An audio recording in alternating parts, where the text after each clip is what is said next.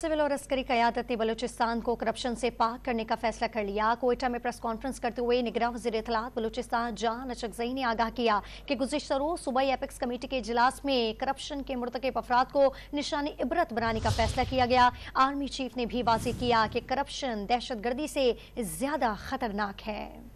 गुज़श्ता रोज़ की apex committee के इजलास में करप्शन के ख़ात्मे के लिए निगरान हुकूमत और सबसे बढ़कर आर्मी चीफ का अज़म सामने आया है।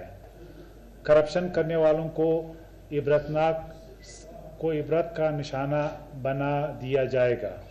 करप्शन करने वालों को छुपने की जगह नहीं मिलेगी। पूरी हुकूमत आर्मी चीफ के इस अज़म के साथ सीसा फलाई दीवार की तरह खड़ी है। बलूचिस्तान को करप्शन से पाक मिसाली सूबा बनाएंगे। Army chief general Syed Asim Munir ने कहा कि करप्शन हमारे डीएनए में घुस चुकी है और ये दहशतगर्दी से भी ख़तरनाक है।